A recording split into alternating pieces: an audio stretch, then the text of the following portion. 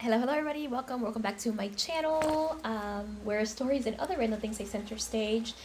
And welcome to today's video, where I'll be reviewing the last and final book of the Aurora Cycle, Aurora's End. If you have not seen the other two reviews, I'll link the playlist below so you can see that. But definitely watch them. There was a bit of spoilers. There were semi-spoilers in the second, and somewhat in the first, but barely. I think this one might follow the same format. I might do some semi-spoilers. I don't know. We'll see. Just, yeah, in case there are. I'll you can read the description. I'll let you know in the description, but still. Anyway, here we go. The squad you love is out of time.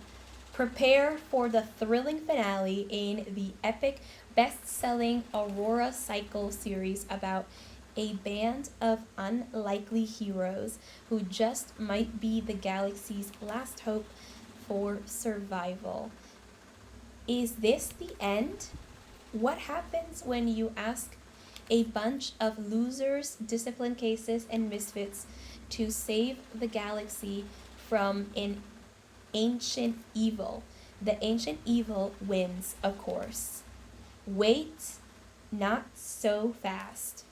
When we last saw Squad 312, they were working together seamlessly, aka freaking out, as an intergalactic battle raged and an ancient super weapon threatened to obliterate Earth. Everything went horribly wrong naturally, but as it turns out, not all endings are endings. And hold on. Oh, and the team has one last chance to rewrite theirs. Maybe two. It's complicated. Cue Zela, Finn, and Scarlet, and Magellan making friends, making enemies, and making history. Sure, no problem. Cue Tyler, Cal, and Ori uniting with two of the galaxy's most hated villains. Okay, that too. Actually saving the galaxy though, now that will take a miracle.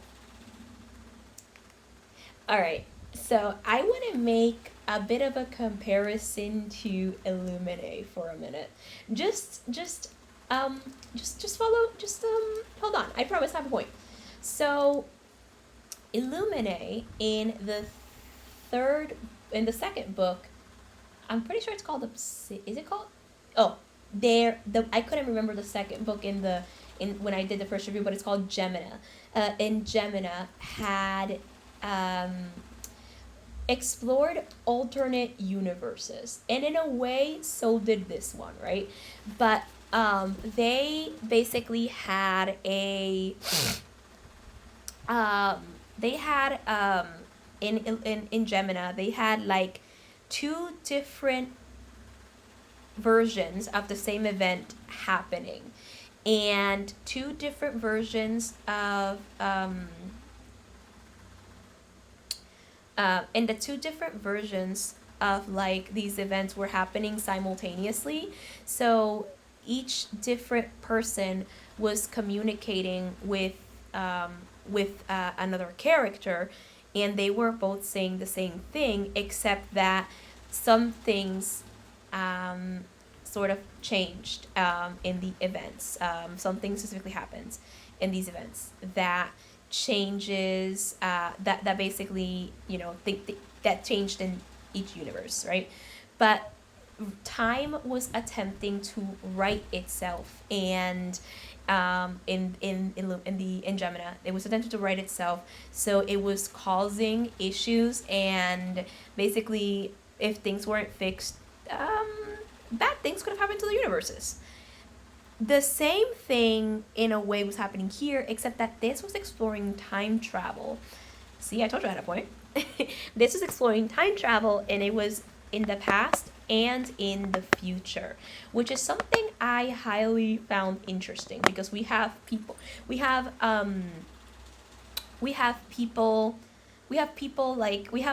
Zela, Finn, and Scarlet.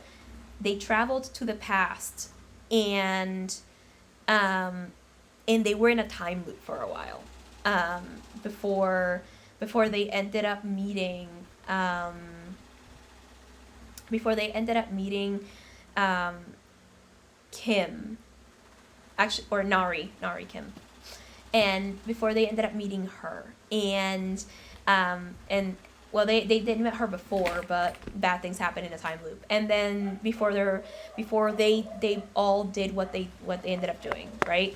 So there was definitely a lot there, and it was kind of interesting, to see.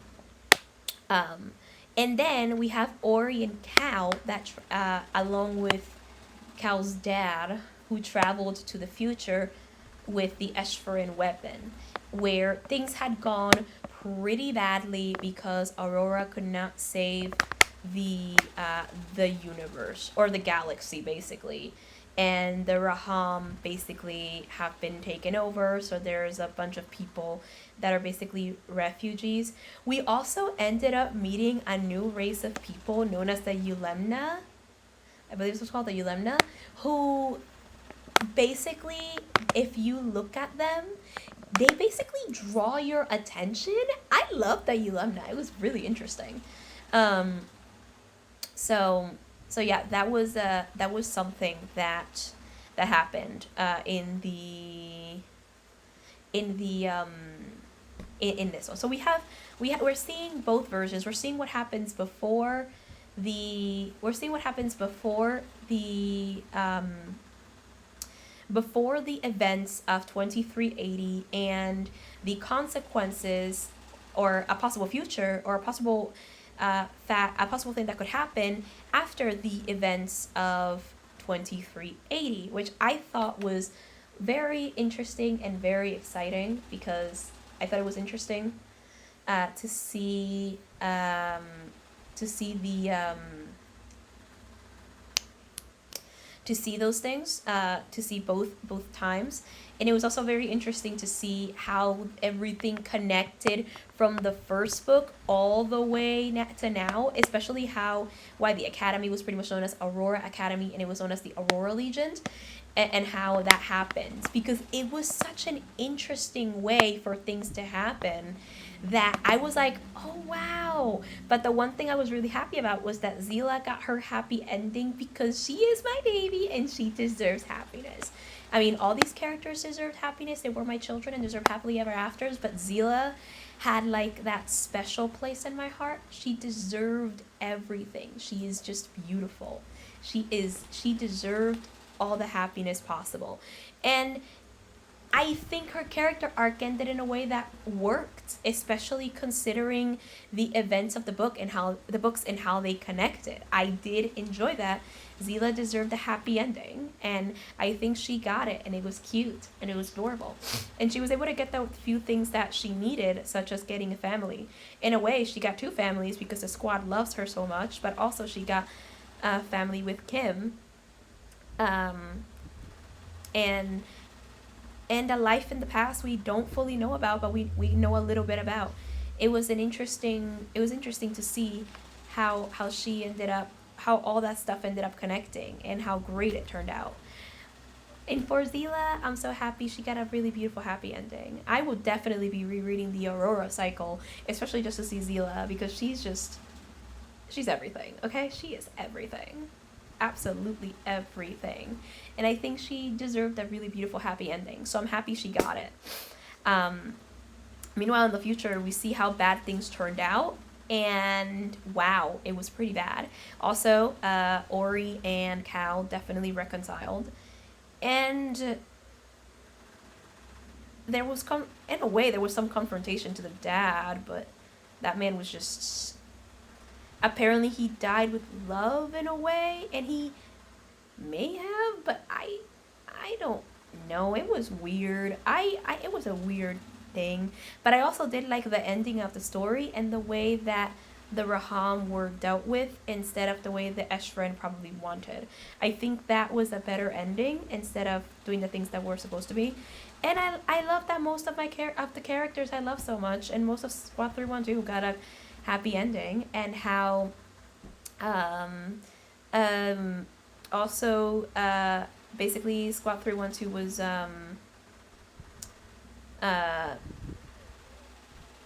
all their arcs just turned out really well, I think, and how their names got cleared finally. Of course they did. It's amazing. So I think it was an interesting ending, and I love the exploration of time travel and time loops and the way that things affect this specific timeline that they're in. And I think it's interesting. Interestingly, though, things I didn't mention about the books is that I did find some interesting connections with what's the name of this? With Illuminae, because there is the Magellan is mentioned as a ship that went exploring, and it was mentioned as an explorer, the Magellan, and that is what that is what Ori ends up naming her Uniglass. So I can't remember when Illuminae takes place. Like, I know it takes place in the future, but I can't remember if it was like I think it was 2376 or 2176. I can't remember when it fully takes place. But I actually do wonder if both of these series take place in the same universe, which that's what it feels like. So interesting. But overall, loved it. The conclusion was amazing. 5 stars. Saidi's character arc was probably one of the more interesting ones as well, and I actually highly enjoyed something we found out in the second book was about Tyler and Scarlet. I love how that also came up in the second book, but I also love how it also comes up here in the third. It's just, it just works. It's actually kind of interesting how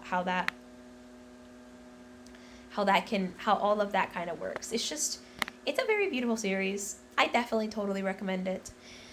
So yeah, in my next video, I will be recommending or giving my first recommendations for after Aurora Rising, after the Aurora Cycle.